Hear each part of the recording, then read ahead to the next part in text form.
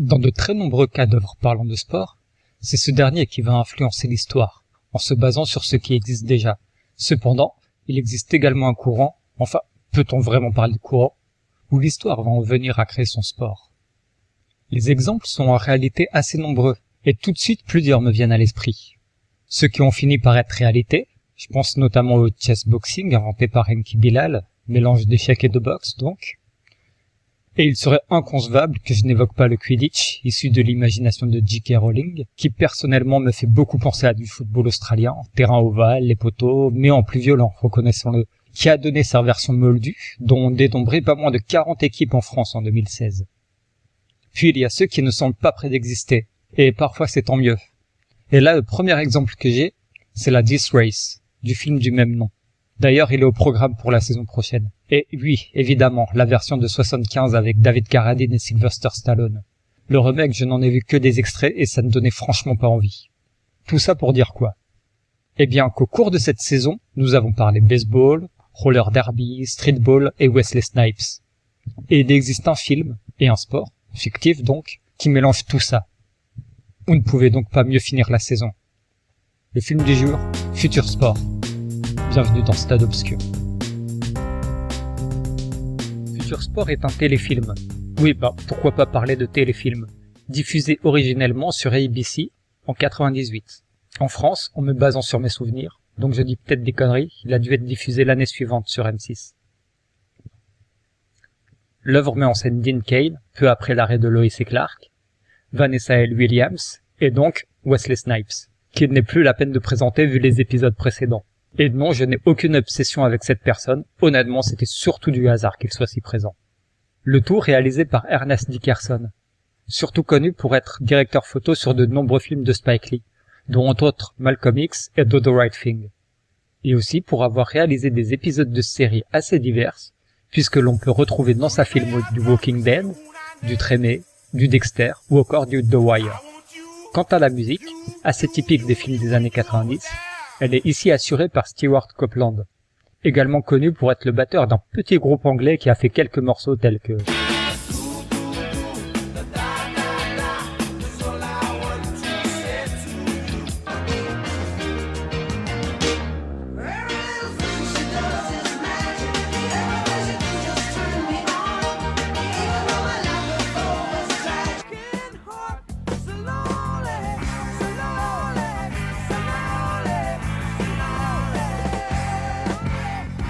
Bon, l'histoire, quelle est-elle?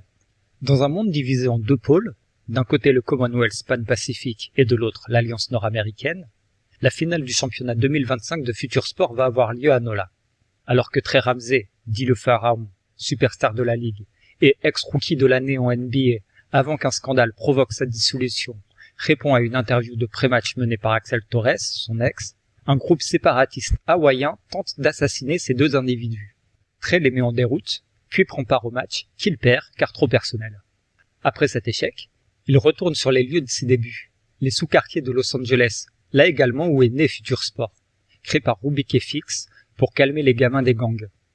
On apprend de plus qu'il y a 10 ans, lors d'un premier reportage qui a lancé Futur Sport et la carrière de Trey, celui-ci avait fini avec 39 points et 14 passes décisives. Ça n'apporte absolument rien à l'histoire, mais c'est assez impressionnant, sachant qu'une performance comme celle-ci n'a eu lieu que 3 fois en NBA. C'était cette saison, réalisée par Russell Westbrook, James Harden et James Harden. Du coup, j'arrive à peu près à commencer à imaginer comprendre les 228 millions sur 4 ans. Ensuite, une nouvelle agression a lieu, Trey et Alex étant des cibles importantes. Afin d'éviter une guerre, Trey convoque une conférence de presse et annonce que la domination totale de la planète, et par conséquent la possession d'Hawaï, se fera au Futur Sport.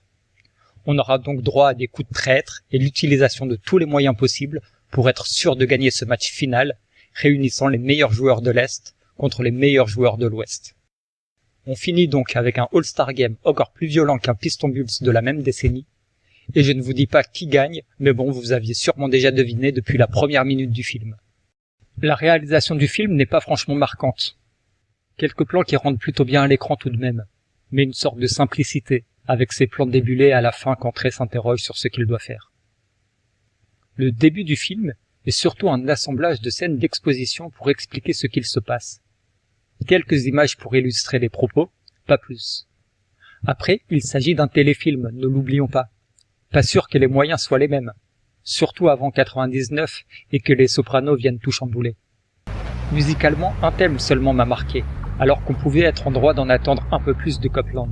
Quant au jeu d'acteur, je n'ai vu le film qu'en VF, donc il me semble difficile de le juger.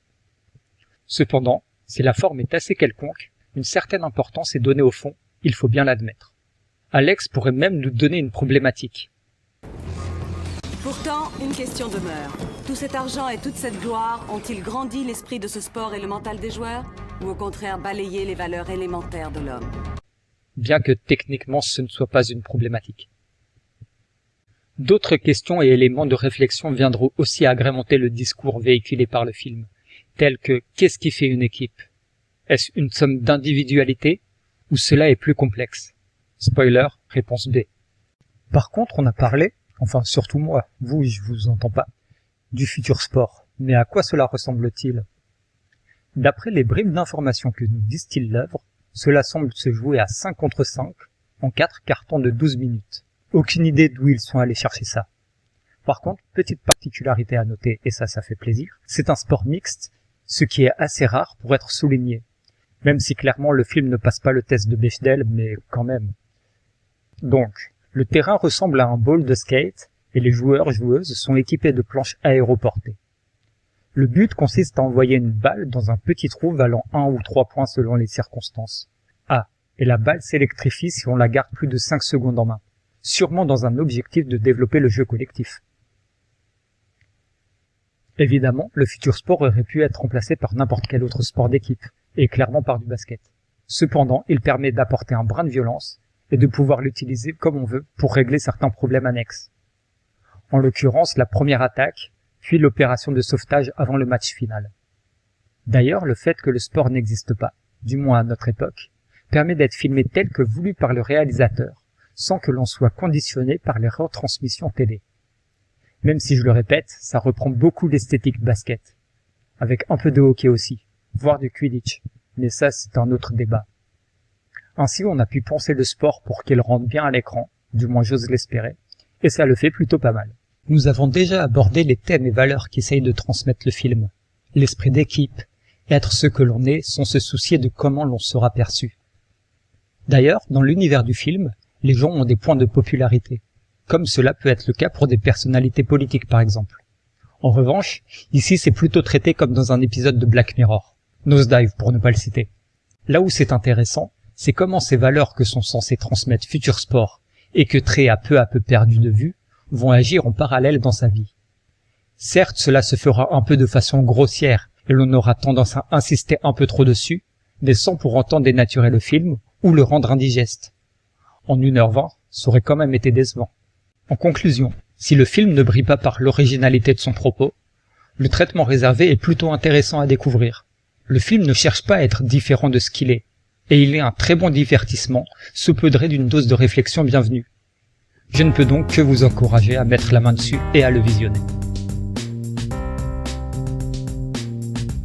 Je vous remercie de votre attention et je vous dis à la prochaine si jamais il y en a une.